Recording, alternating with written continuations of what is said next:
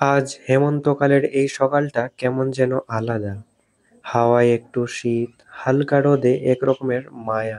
যেন প্রকৃতিটাও আজ ধীরে ধীরে নিঃশ্বাস নিচ্ছে। আমি দরজা খুলতেই আলোটা মুখে এসে পড়ে। আমার ওপর না, আমার এই পেইন্টিংটার ওপর। মনে হয় আজকের দিনটা অন্যরকম হবেই। প্রতিদিনই তো একই রুটিন, টিউশন, কাজ, আঁকাআঁকি, এডিটিং, ভিডিও। বাট তবুও আজ কেন যেন মনে হচ্ছে এই একঘেয়ে জীবনের ভেতরেও কিছু গল্প লুকিয়ে আছে। মাঝে মাঝে চুপচাপ বসে থেকে ভাবি হয়তো গল্পটা আমার নয়, কিন্তু আমি সেই গল্পের ভিতর দিয়ে হেঁটে যাচ্ছি প্রতিদিন।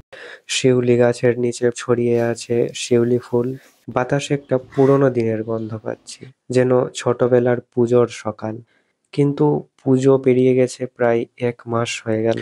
হাওয়ার ঝাপটায় গাছের পাতাগুলো নড়ে, সূর্যের আলোয় চকচক করে। এই ছোট ছোট জিনিসগুলোই আমাকে মনে করিয়ে দেয় জীবন আসলে কতটা সহজ, কতটা সুন্দর, যদি মন খোলা রাখো।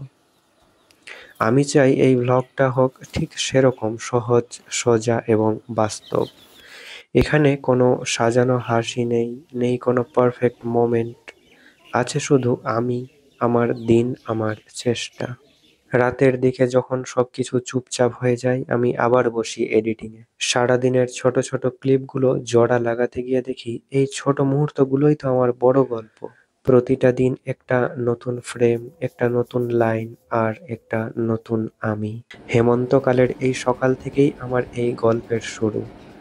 হয়তো খুব সাধারণ, কিন্তু আমি বিশ্বাস করি সাধারণ দিনগুলোই আমাকে প্রতিদিন অসাধারণ হয়ে ওঠার একটা সুযোগ দেয়। তো আজকে এই পর্যন্তই, দেখা হচ্ছে পরের ভিডিওতে।